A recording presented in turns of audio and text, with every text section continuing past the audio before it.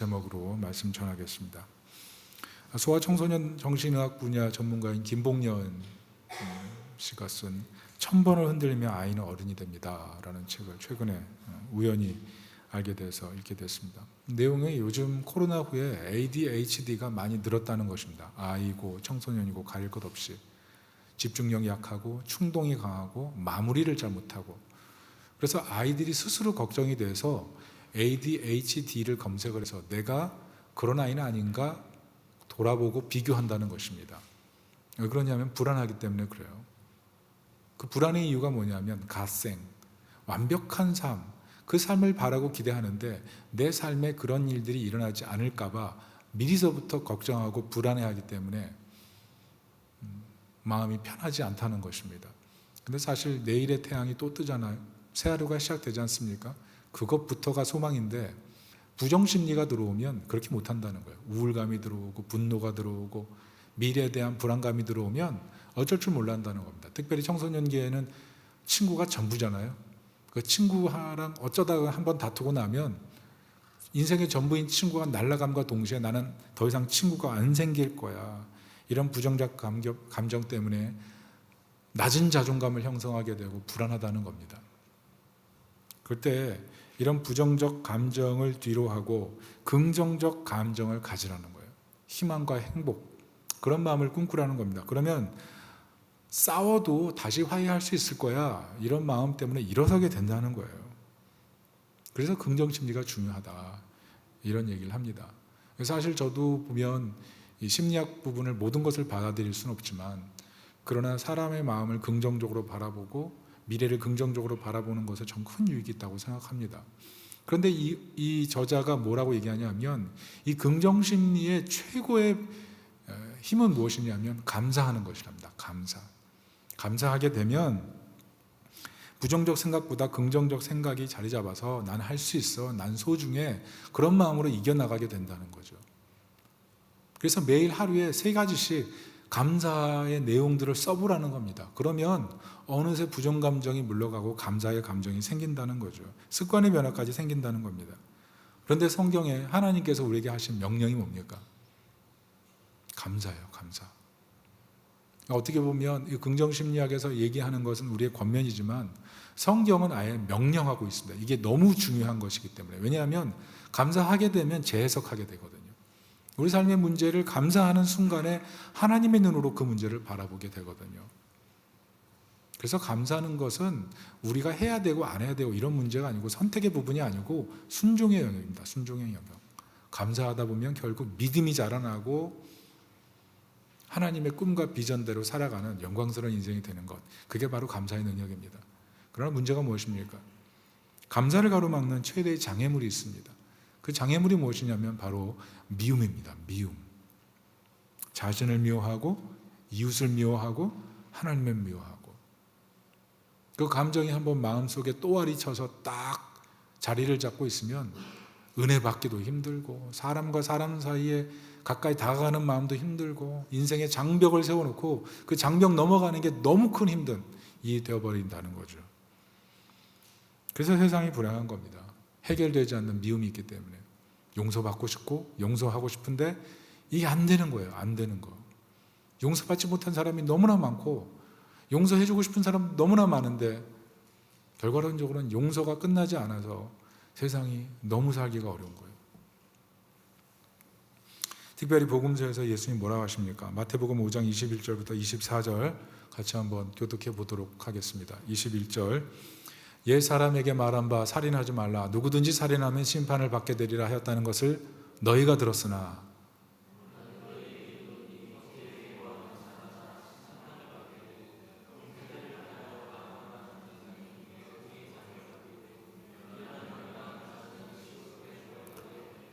나는 너희에게 죄송합니다. 그러므로 예물을 제단에 드리려다가 거기서 내 형제에게 원망 들을 만한 일이 있는 것이 생각나거든. 같이 읽습니다. 예물을 제단 앞에 두고 먼저 가서 형제와 화목하고 그 후에 와서 예물을 드리라.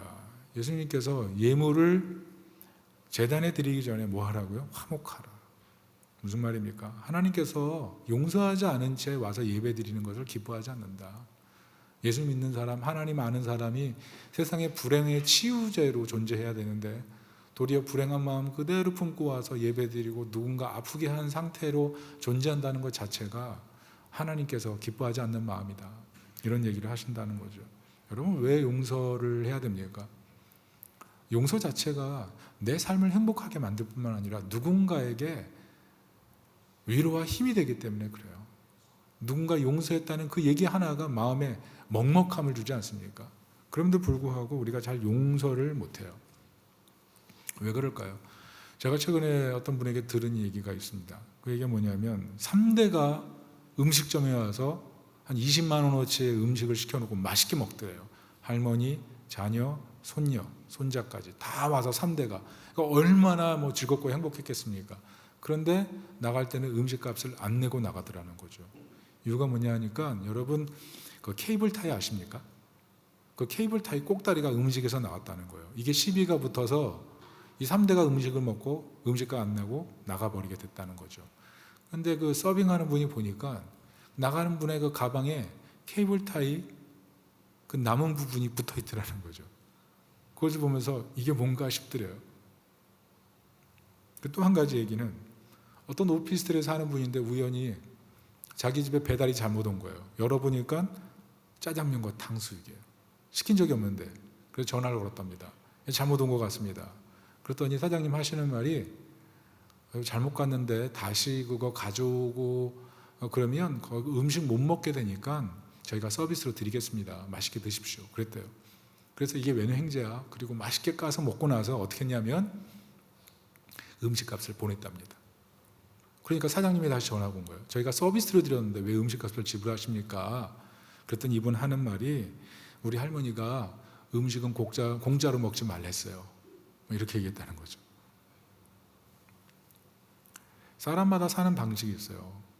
그런데 그 사는 방식이 고착화되면 그게 어떤 사람에겐 참 불행하고 이해할 수 없게 보이고 어떤 사람에게 좋은 것이 고착되면 그 고착된 걸 통해서 선한 영향력이 나타나는 거죠.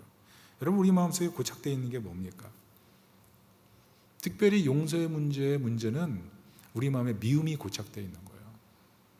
그 테두리 안에 갇혀서 더 이상 한 발자국도 못 나가게 되고 경계하게 되고 예민해지고 마음이 우울해지는 거죠. 요나를 보십시오. 붕의 아이콘 아닙니까? 많은 사람이 요나 때문에 회심했어요. 니느웨에 큰 붕이 일어났어요. 그런데 요나의 마음속에 니느웨가 부흥하고 니느웨가 잘 되면 우리 민족이 잘 안 된다는 것 때문에 마음이 편하지가 않은 거예요. 저들이 잘 돼가지고 우리 민족을 수탈하고 괴롭게 할 게 뻔한데 이런 국제적인 정세 속에 볼 때 하나님 왜 나를 저기 보내서 저 땅이 저렇게 됩니까? 하나님, 도리어 하나님의 원래 명령대로 망하게 해주십시오. 망하지 않으니까 어떻게 됩니까? 우울해지잖아요. 죽여주십시오. 이게 요나의 고백 아니에요? 마음속에 미움이 해결되지가 않는 것입니다. 반면 오늘 읽었던 룻기는 어떻습니까? 룻기는 희망이 없는 여인이에요. 남편이 잃고 자녀 없고 고대 근동에서 자녀 없고 남편 없으면 끝이에요. 제가 하든지 아니면 그렇게 안 산다면은 미래를 영위할 방법이 없는 대상이 바로 여성입니다. 그런데 이 모압 이 룻의 근본이 뭐예요? 모함 여인 아니에요. 이방인이었어요. 개처럼 취급받는 이방인. 특별히 모압 사람들이 뭐합니까? 출애굽기 보면은 바알보 사건 일으켜가지고 이스라엘 백성들 24,000명 죽게 만든 원흉 아닙니까? 사사기 보면 모압 왕이 쳐들어와가지고 쑥대밭을 만들어 놓죠. 민족적 앙금이 있는 거예요. 어떻게 사랑할 수 있습니까? 그런데 룻기를 보면 어때요? 베들레헴 공동체가 룻을 받아들입니다. 보아스가 룻을 받아들입니다. 그래서 룻기의 마지막은 대합창으로 끝나요. 대합창으로. 찬양이 풍성해요. 왜? 용납받았기 때문에. 마음의 응어리가 다 풀려버렸어요. 찬양이 가득하죠. 반면 오늘 사울을 보십시오. 사울 어떻습니까? 기름 부은 이스라엘 초대 왕이에요. 역사적 인물이에요. 그런데 자기 권위가 다윗에게로 넘어간다는 사실을 안 다음부터는 다윗을 죽이려고 하니까 마음속에 늘 우울하잖아요. 마음속에 늘 슬픔이 있잖아요. 하나님 뜻 바라봐야 되는데 자신은 버림받고 다윗은 선택받고 견딜 수가 없는 거죠. 그런데 오늘 다윗은 어떻습니까? 엔게디 굴에서 다윗을 다윗이 사울을 도려 살려주지 않아요? 주변 사람들이 저 사람 지금 죽이는 게 하나님 뜻입니다 이렇게 말하지 않습니까? 사울을 죽일 이유가 헤아려 보면 100가지는 나왔을 겁니다. 그런데 옷깃만 베고 살려줘요. 왜 그렇습니까? 나도 은혜가 필요한 죄인이라는 거죠. 나도 용서가 필요한 죄인이라는 거예요. 나를 그렇게 괴롭히고 나를 그렇게 쫓아다니고 시간만 나면 나를 음해하려고 하는 저 사울을 바라보면 죽여도 시원치 않은데, 나도 사실은 저 사람을 평가하고 저 사람을 위해를 강할 만한 그런 의인이 아닙니다. 나도 용서가 필요한 죄인입니다. 그게 다윗의 고백 아닙니까? 하나님께 미래를 맡기는 거예요. 하나님이 기름 부으셨는데도 불구하고 설사 내가 죽는다 할지라도 하나님의 백성으로 올바른 선택을 하며 살길 원합니다. 이게 다윗의 마음이에요. 그러니까 그 쫓겨다니면서 광야 생활할 때 시편을 그렇게 많이 만들어내고 늘 입술에서 찬양이 끊이지 않았던 사람, 다윗이죠. 용서가 삶의 질을 변화시키는 겁니다. 용서가. 여러분, 신앙이라는 것은요 결코 추상적인 것이 아닙니다. 마음속에 어떤 마음이 있느냐에 따라서 그 사람의 현실 신앙생활이 실제적으로 바뀔 수가 있어요. 여러분, 어떤 마음이 있는지 돌아보세요. 마이클 호튼이라는 신학자는 성도는 세상과 다른 탁월함을 추구하는 사람들이다. 탁월함에 대한 정의가 있는 사람이라 그랬어요.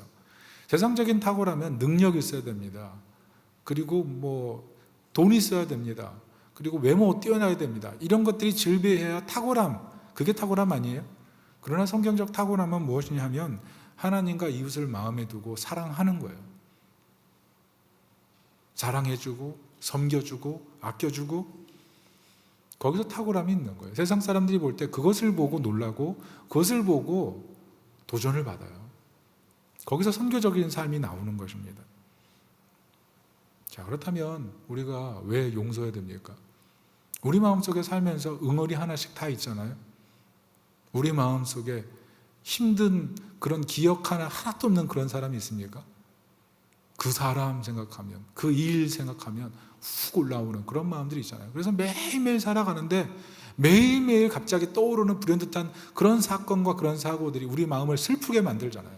예수님 믿지만 하나님의 자녀로 살고 있지만 매일매일 마주하게 되는 삶의 문제 속에서 누군가를 미워하게 되고 누군가를 용서해야 되는 그런 상황 속에서 용서하지 못하는 자기 자신을 바라보면서 답답해하는 것, 그게 우리의 현실 아닙니까?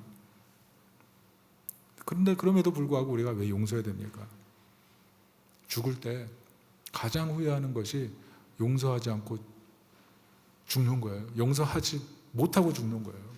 정말 사랑했는데 어느 순간 담이 쌓여버린 그 사람을 향해 내가 너를 용서해, 사실은 내가 너를 사랑해 라고 얘기해 주지 못한 것, 나와 갈등이었던 그 사람들을 향해서 사실 죽을 때 보면 그게 아무것도 아니었는데 찾아가서 그냥 미안해, 내가 더 잘못했던 거야, 사실 너 굉장히 좋아했어, 이런 얘기를 했으면 얼마나 좋았을까 라고 생각하는 게 죽을 때 생각나요. 죽을 때.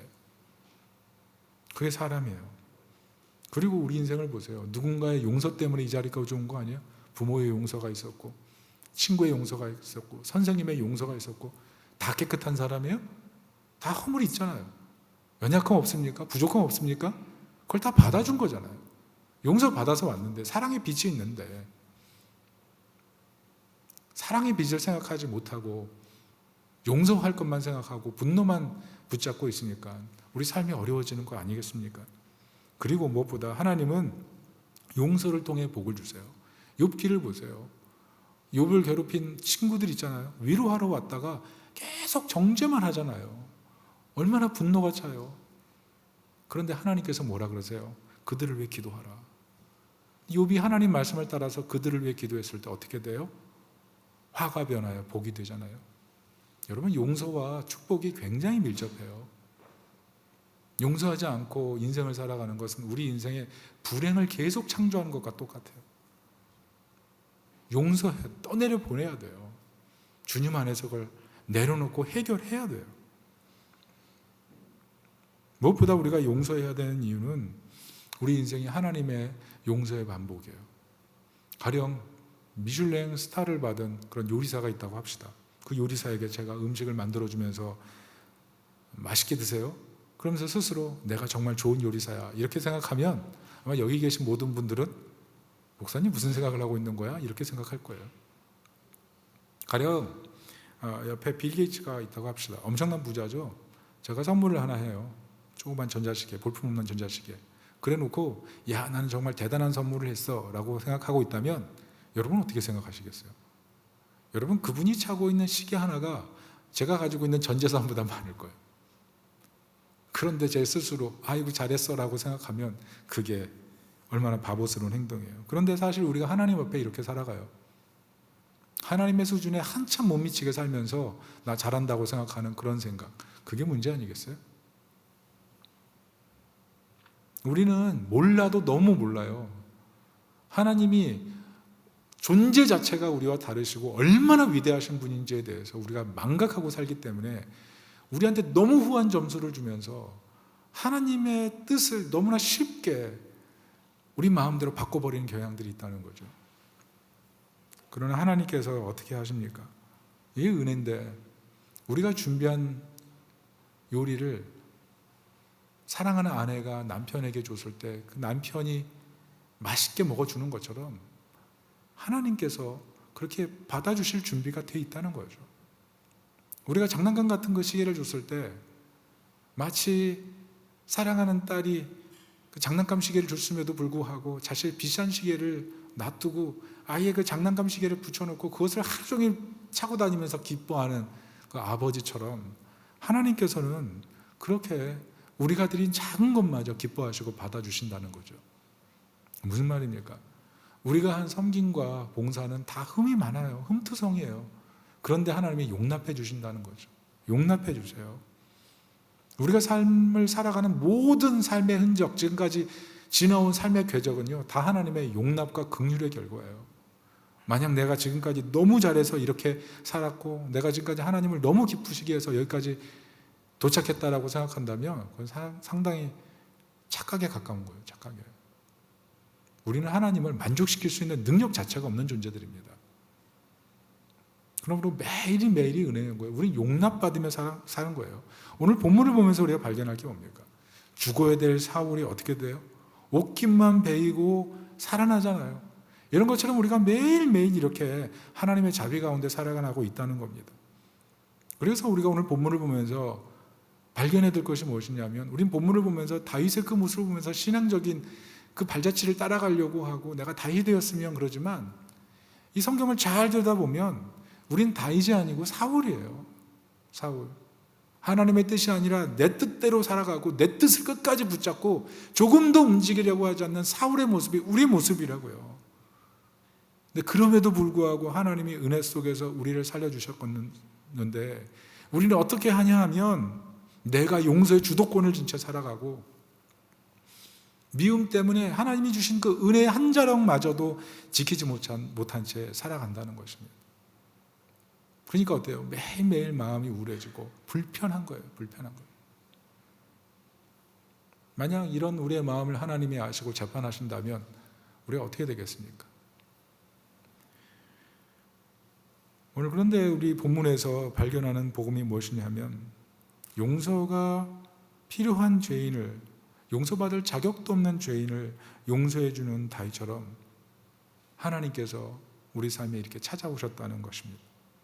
오늘 본문을 보면 아무 죄도 없이 사울 왕에게 쫓겨가지고 죽을 뻔하다가 도리어 사울을 죽이지 않고 사울을 살려주면서 어때요? 사울의 죄를 슬퍼하고 그의 회개를 요청하는 다윗의 모습을 보면서 참 은혜롭지 않습니까? 그런데 이 모습 속에서 우리가 발견할 수 있는 분이 바로 누구냐면 예수 그리스도라는 것입니다. 참 왕이시지만 이 땅에 낮고 천한 인간의 몸으로 오시고 영광을 버리시고 십자가에 자신을 희생하신 예수님. 여러분 십자가에서 예수님이 오시게 어떻게 됩니까? 나뉘어지잖아요. 그 헬라어 원문을 보면 칼로 자르는 거예요. 옷깃을 뱄어요. 그래서 나눈 거예요. 예수님은 벌거벗겨진 채 자기 옷이 다 난도질 당하는 그 모습 속에서 그 벗겨진 채 우리 연약함을 담당하시고 우리를 구원하셔 가시기 위해서 이 땅에 오셨다는 것입니다. 그런데 예수님께서 그 자리에서 하신 말씀이 뭐예요? 하나님 저들의 죄를 용서하옵소서. 누가복음 23장 34절 우리 같이 한번 읽어보겠습니다. 34절입니다. 누가복음 23장 34절 네, 뒤에 네, 같이 읽습니다. 시작. 이에 예수께서 이르시되 아버지 저들을 사하여 주옵소서. 자기들이 하는 것을 알지 못함이니이다 하시더라. 그들이 그의 옷을 나눠 제비 뽑을세. 이 예수님의 사랑이에요. 우리의 멸망을 대신 받으시고 우리를 용서하시기 위해서 오신 예수 그리스도. 이 예수 그리스도를 믿을 때 우리 삶에 변화가 오는 것입니다. 이 용서하기에 오신 그 예수 그리스도를 마음에 온전히 섬기고 온전히 받아들일 때 우리 삶에 있는 모든 그 해묵은 감정들까지 점점 회복되고 치유되어 나가는 것입니다. 그런데 우리가 놀라는 게 무엇이냐면 우리가 예수님의 이 사랑을 알기도 전에 하나님께서 이 사랑을 우리에게 베푸시기를 작정하셨고 이루어 놓으셨다는 거예요. 그것이 로마서 5장 10절입니다. 같이 한번 읽습니다. 시작. 곧 우리가 원수 되었을 때 그의 아들의 죽으심으로 말미암아 하나님과 화목하게 되었은즉 화목하게 된 자로서는 더욱 그의 살아나심으로 말미암아 구원을 받을 것이니라. 무슨 말이에요? 예수님께서 우리가 알기도 전에 이 땅에 오셔서 우리를 위해 죽으시고 다시 살아나셔서 우리의 상처와 아픔을 씻기 위해서 계속 동행해 주신다는 겁니다. 엄밀히 말하면 십자가가 뭐예요? 내 죄 때문에 예수님 죽은 거예요. 그래서 사실 십자가는 예수님이 처참한 피해자예요. 아무 죄도 없으신, 용서받을 이유가 없으신 예수님께서 용서받을 자격이 없는 인간을 위해서 용서하시기 위해서 자신을 철저하게 피해자로 만든 자리에 거기가 십자가예요. 여러분, 그 예수님의 흠없는 영광스러움 앞에 우리의 모습을 어디다가 갖다가 비춥니까? 우리가 갖고 있는 건 작은 장난감 시계에 불과해요. 우리가 만든 요리는 미슐랭 스타가 만들어낸 요리에 보면 한참 질이 떨어지고 먹어줄 수 없는 요리 같은 거예요. 그렇지만 이런 연약함을 감당하시고 기뻐 받으시기 위해서 하나님께서 그 용서 은혜를 베풀기로 하셨다는 거죠. 여러분, 로미오와 줄리엣이라는 그 셰익스피어 희곡이 있지 않습니까? 그 내용 아시죠? 로미오와 줄리엣 서로 사랑하면 죽게 돼 있는 스토리잖아요. 그런데 만약 셰익스피어가 이 사랑이 너무나 가륵하고 아름다워서 이 줄리엣을 사랑하고 싶어서 이 급권 속에 뛰어들어가서 자신이 대신 로미오가 되고 줄리엣을 위해서 죽는 선택을 한다면 여러분 어떻게 생각하시겠습니까?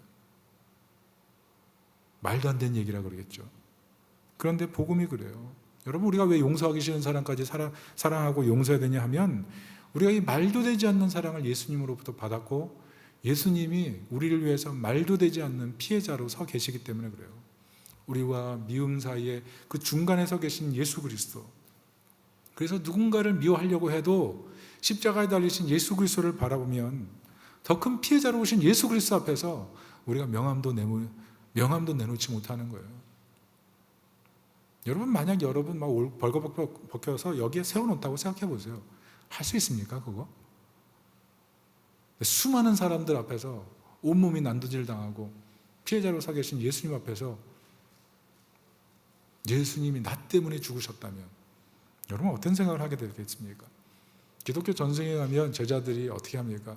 다 모여서 세계 지도를 그려놓고 그걸 12조각으로 잘랐대죠. 그리고 주사위 던져가지고 자기가 정해진 땅으로 다 흩어졌다 그러지 않습니까? 아시다시피 사도 요한 외에는 다 순교했어요. 왜 그렇습니까? 예수님 버리고 배반하고 떠난 제자들을 향해 끝없이 사랑해 주시는, 찾아오셔서 회복시켜 주시고 용서해 주시고 새로운 소명을 주시는 예수님. 그 놀라운 사랑을 발견했기 때문에 용서하는 거 아니겠습니까? 용서의 은혜 때문에 복음을 전하러 가는 거 아니겠습니까? 여러분, 우리가 그 사랑을 생각할 때 어떻게 살고 있는지 한번 생각해 보세요. 용서가 있는지, 사랑이 있는지. 여러분, 신앙생활 어떠세요? 예배는 어떠세요? 주님이 피로 값주고 사신 이 교회를 위해 우리는 어떤 마음으로 섬기고 있습니까? 마음이 청결한 자는 하나님을 볼 것이요 그랬어요. 예수님께서 십자가에서 죽으신 이유는 우리 마음속에 있는 묵은 감정과 용서하지 못한 그 상흔들을 씻어내고 이제는 청결한 마음으로 하나님을 바라보게 하기 위해서 예수님 죽으신 거예요. 예수님께서는 우리가 마음속에 용서받지 못하고 용서하지 못한 그 아픔을 누구보다 잘 알고 계세요. 그런데 예수님께서 십자가에서 다 이미 용서하셨어요. 우리 연약함을 다 용서하셨어요. 그렇기 때문에 우리가 할 일은 그 지금 품고 있는 그 감정과 아픔을 주님 앞에 갖고 와서 주님, 내가 이렇게 힘듭니다. 그렇게 고백하고 주님의 십자가 앞에서 같이 그것을 못 받고 주님과 함께 그렇게 출발하는 거예요. 새 몸으로, 새 마음으로 그리스도 안에 새로운 피조물 됐기 때문에 주님과 함께 손잡고 부활하신 주님과 다시 인생을 살아가는 것. 그게 용서의 기적인 줄로 믿으시기 바랍니다. 여러분, 여기서 기적이 있는 거예요. 이 용서의 은혜를 붙들 때 자유가 있어요. 자유가. 여러분 생각해 보세요. 매일매일 우리는 용서할 일을 마주하지 않습니까? 근데 그때 용서하지 않고 분노하고 절망했을 때 우리 마음속에 남는 감정은 우울함밖에 없어요. 우울함. 그 우울함 때문에 내 삶이 그냥 때로는 너무 흔들거릴 때가 있다고요. 근데 주님께서는 그렇게 살길 원하지 않으신다는 거죠. 그럼에도 불구하고 우리가 용서를 잘 하느냐, 그렇게 하지 못하는 이유가 두 가지입니다. 이 두 가지만 살피고 마칩니다. 첫째는 진정한 용서는 화해이기 때문에 그렇습니다. 화해. 근데 우리가 화해로 잘 못 가기 때문에 그래요. 화해가 뭡니까? 나에게 고통을 준 그 사람이 하나님과의 관계가 회복돼서 그 사람이 하나님의 사랑 안에서 용서의 기쁨을 누리고 하나님 자녀로 영광스럽게 살아가는 것. 그게 진정한 화해예요. 어떤 사람은 그런 얘기 할 수 있어요. 나를 고통스럽게 하는 그 사람을 어떻게 목사님 용서합니까? 어떻게 용서합니까? 어떤 분은 목사님 기도하는 것까지는 제가 할 수 있습니다. 그런데 찾아가서 무슨 용서까지 합니까? 그냥 그렇게 놔뒀으면 좋겠습니다. 그런데 가장 적극적인 용서는 화해예요. 화해. 왜? 예수님께서 이 땅에 내려오셔서 하나님과 우리 사이를 화해시켰기 때문에. 예수님 최초의 화해의 선교사이기 때문에 우리가 그렇게 살아가길 원하시는 거죠. 거기까지 못 갈 수도 있어요.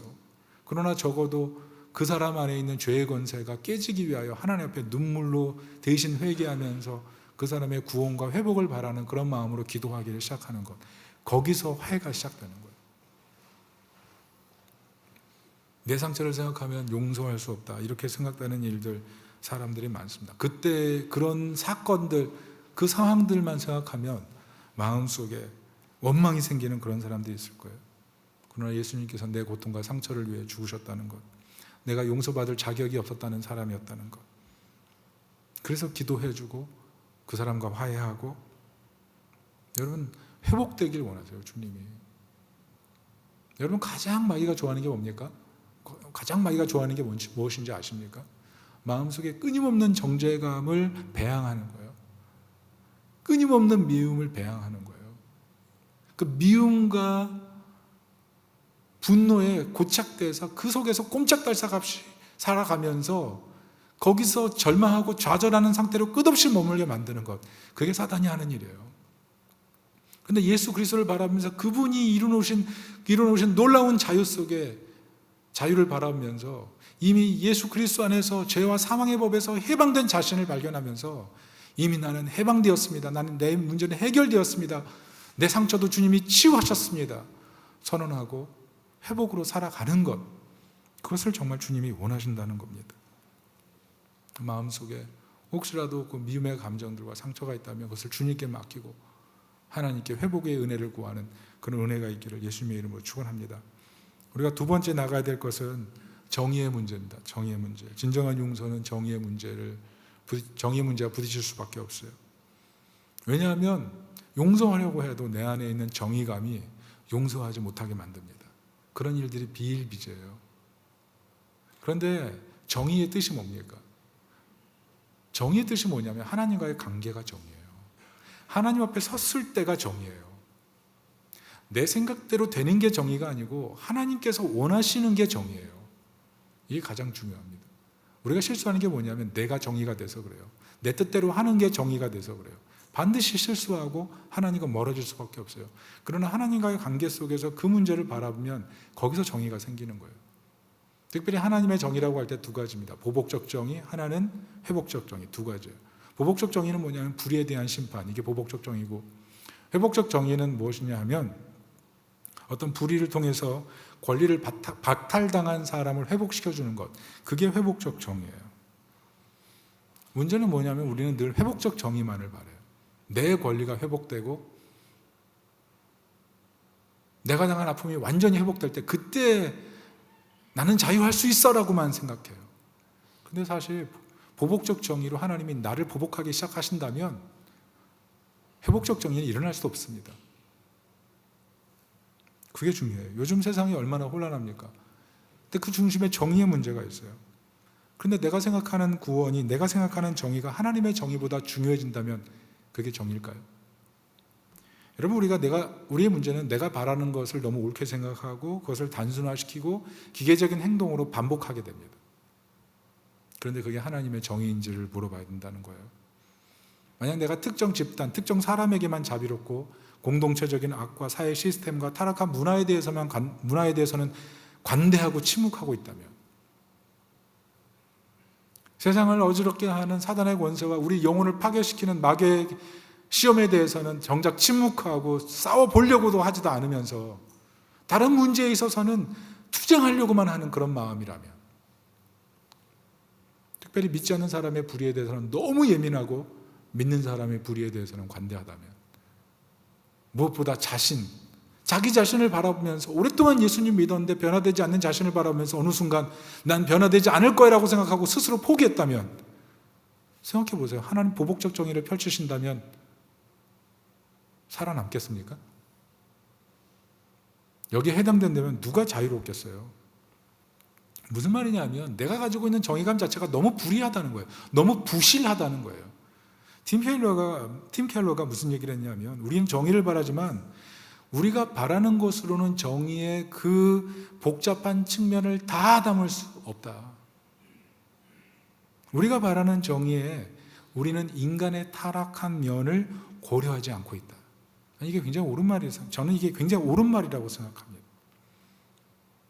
그래서 우리가 정말 정의를 세우려고 한다면 내가 용서받을 자격이 없는 죄인인데 하나님의 무한한 은혜로 용서받았다라는 그 감격, 그 사실이 항상 마음에 있을 때 우리는 비로소 정의를 아름답게 만들어갈 수 있는 지혜가 생긴다는 거예요.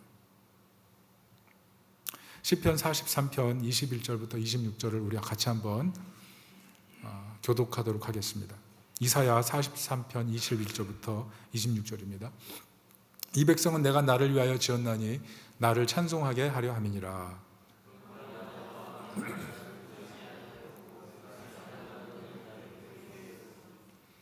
내 번제의 양을 내게로 가져오지 아니하였고 내 제물로 나를 공경하지 아니하였느니라. 나는 제물로 말미암아 너를 수고롭게 하지 아니하였고 유향으로 말미암아 너를 괴롭게 하지 아니하였거늘.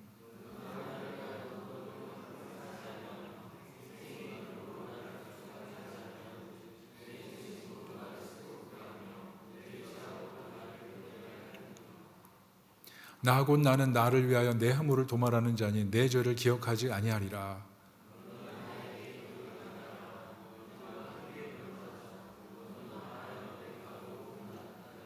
여러분, 이 말씀에서 얘기하는 게 뭡니까? 오늘 21절에서 발견하는 게 뭐죠?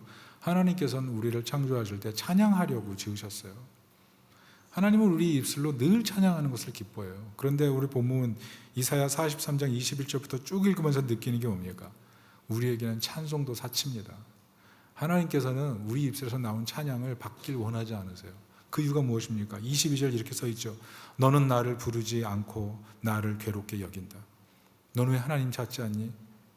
너는 왜 하나님 찾는 게 불편하니?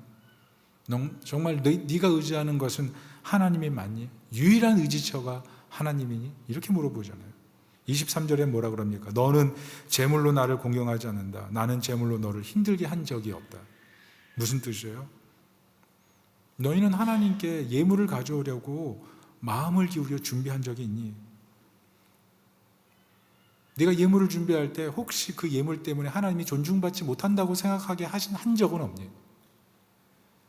하나님은 천지 만물의 주인이시기 때문에 예물을 받지 않으셔도 상관이 없으신 분입니다. 그러나 하나님께서 맡겨주신 그것을 하나님께 돌려드릴 때 하나님이 얼마나 기뻐할지에 대해서 너는 왜 생각하지 않니? 그 얘기를 하는 거예요.